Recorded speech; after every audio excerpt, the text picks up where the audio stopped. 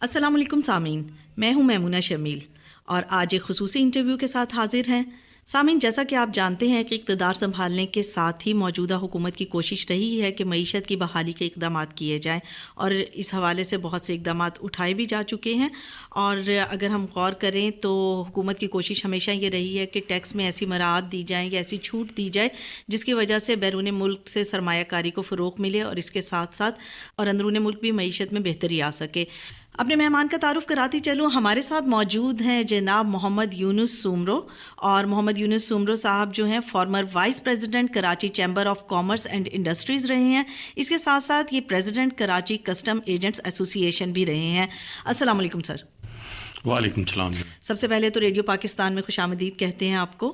بہت مہربانی۔ اچھا، ایسا ہے کہ اپنے موضوع پر آئیں گے سب سے پہلے ہم، اور چاہوں گی کہ تمام ایسے سننے والے ہمارے سامعین جو بنیادی باتیں جاننا چاہتے ہیں تو وہ بھی جان سکیں۔ تو یہ سب سے پہلے بتائیے کہ پاکستان کی جو حکومت ہے اس نے ٹیکس میں کیا مراعات دی ہیں؟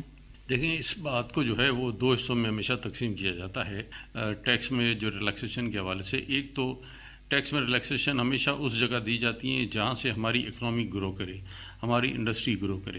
ہم اگر فنش گڈس منگاتے رہیں گے اور اس میں اگر ہم جو ہے گورنمنٹ ٹیکس میں ریلیکشن دیتی جائے تو ہماری لوکل انڈسٹری کبھی بھی گرو نہیں کر سکتی۔ صحیح۔ تو کمپٹیٹیولی گورنمنٹ کی ہمیشہ یہ ایک کوشش ہوتی ہے کہ ان انڈسٹریز کو پروموٹ کیا جائے جو باہر سے را مٹیریل امپورٹ کر کے اور لوکل فنش گڈس یہاں جو ہے وہ بنائیں، یہاں لوکل سیل بھی ہو اور ان کی ایکسپورٹ بھی ہو۔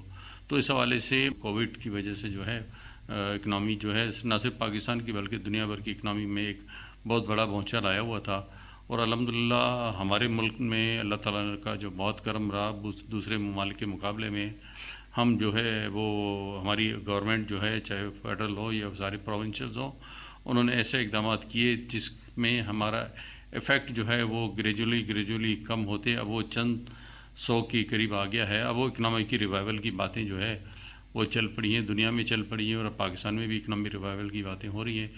اور اس میں جو ہے ہمارا سارا فوکس ہمارا گورنمنٹ کا جو ہے وہ ہے ہماری ریمیٹنس کے لیے جو ہے، تاکہ ہم، کیونکہ ہمارا ایک بہت بڑا گیپ آ رہا ہے، امپورٹ ایکسپورٹ کا گیپ آ رہا ہے، جس کی وجہ سے ہماری اکنامی پہ جو ہے ایک بہت بڑا جو ہے وہ برڈن آ رہا ہے۔ گورنمنٹ نے پہلی کوشش یہ کی ہے کہ جو ہمارے اوورسیز پاکستانیز ہیں جو ریمیٹنس جو ہے وہ ایک اپنا گورنمنٹ کے چینل سے نہیں بھیجتے تھے، ان کو ڈیجیٹل پاکستان اکاؤنٹ کے ذریعے جو ہے وہ اس کو نتھی کیا ہے، اور اب بہت سی ہمارے اوورسیز پاکستانی جو اپنے رشتہ داروں کو گھر میں جو پیسے بھیجتے ہیں وہ اس کے تھرو بھیجنا شروع کر رہے ہیں، جس کی وجہ سے ہمارے اوورسیز پاکستانی کا ریمیٹنس جو ہے بڑھنا شروع ہو گیا۔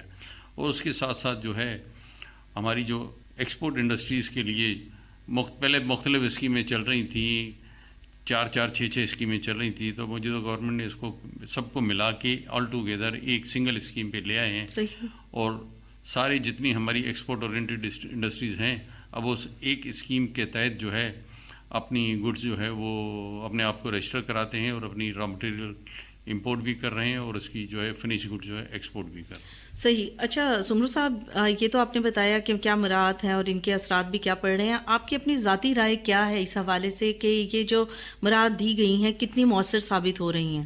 دیکھیں، اس وقت جو اپنا ورلڈ وائڈ جو اکنامک کی صورتحال آئی ہوئی ہے، ذرا سی اسی کے ساتھ بات لیتے ہوئے چلتے ہیں۔ جس طرح ایک اپنا پاکستان میں ایک ہم دیکھ رہے ہیں کہ ایک مہنگائی کا بڑا طوفان آیا ہوا ہے، تو یہ صرف مسئلہ پاکستان کا نہیں، یہ دنیا بھر کا ہے۔ تقریباً 1.5 سال تک پوری دنیا کی اکنامی جو ہے وہ ایک جکڑی ہوئی تھی۔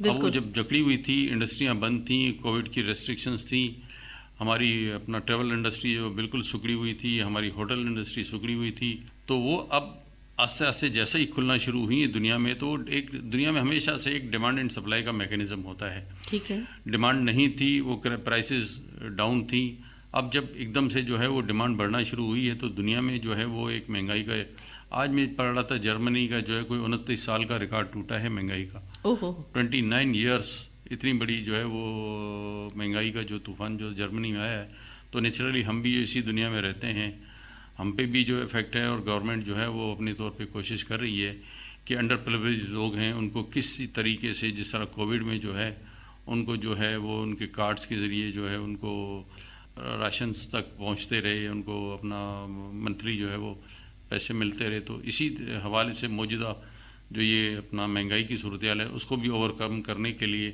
ہماری یوٹیلیٹی اسٹور کے ذریعے اور ایک دو اور اسکیمز ہیں اس کے ذریعے جو ان لوگوں کو تک جو ہے وہ امداد پہنچ سکے، تاکہ اس کا اثر جو ہے کم سے کم لوگوں تک افیکٹ جو ہے وہ انڈر پریویلیج لوگوں تک جو ہے وہ پڑتا ہے.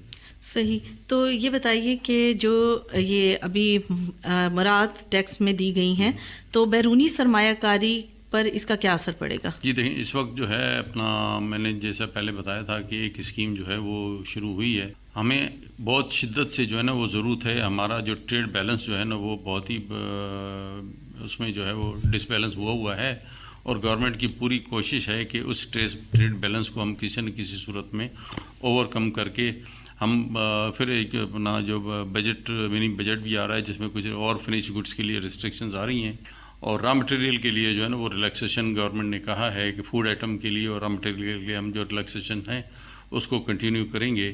اور ہم کوشش پوری ہوگی ہماری کہ ہم فارن ریمیٹنس کو اوور کم کر کے ہماری ایکسپورٹ انڈسٹری جو ہے وہ بڑھے، تو ہم جو ہے جو ہمارا جو ٹریڈ ڈیفیسٹ ہے وہ ختم ہوگا، اور پاکستان جو ہے اس ایک بار پھر جو ہے وہ اپنے ٹریک پہ چل پڑے گا انشاءاللہ.